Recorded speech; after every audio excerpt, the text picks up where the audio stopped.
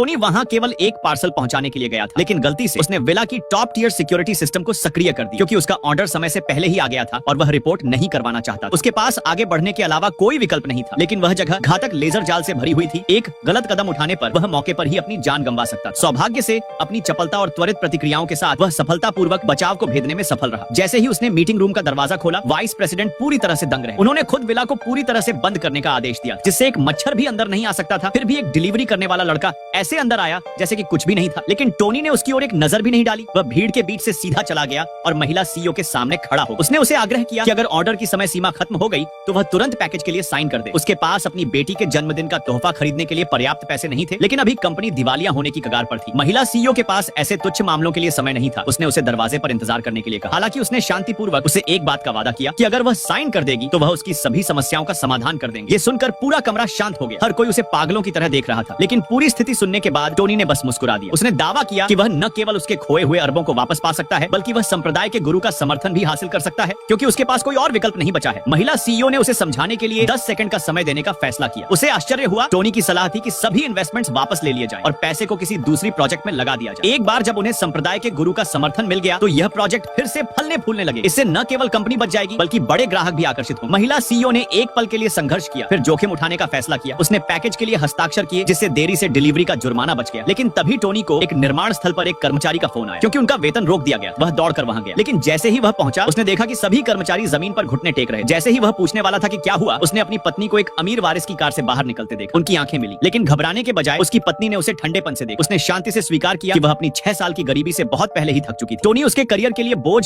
और सबके सामने शर्मिंदगी के अलावा कुछ नहीं था। इस बीच अमीर वारिस ने उसे 10 अरब डॉलर का निवेश देने का वादा किया था। इसके साथ ही उसने तलाक के लिए तैयार किए गए कागजात फेंक दिए। उसका असली चेहरा देखकर टोनी ने एक सेकंड के लिए भी संकोच नहीं किया। उसने उसी समय कागजात पर साइन कर दिया। जब उसकी पत्नी विजयी महसूस कर रही थी, उसके एक सहकर्मी ने हल्के से ठाका लगाया। उसने उसे सपने देखना बंद करने के लिए कहा। वह तथाकथित 10 अरब का निवेश कभी नहीं होने वाला था, लेकिन उसने उसकी बातों को गंभीरता से नहीं लिया। उसने सोचा कि वह सिर्फ उसके फैसले से ईर्ष्या कर रहा है, लेकिन उसने कभी नहीं सोचा था कि उसे आज के फैसले पर जीवन भर पछताना पड़े, क्योंकि जिस आदमी को उसने 6 साल तक नीची नजर से देखा था, जिसे वह सिर्फ एक बेकार डिलीवरी करने वाला लड़का समझती थी, वह वास्तव में संप्रदाय का गुरु था।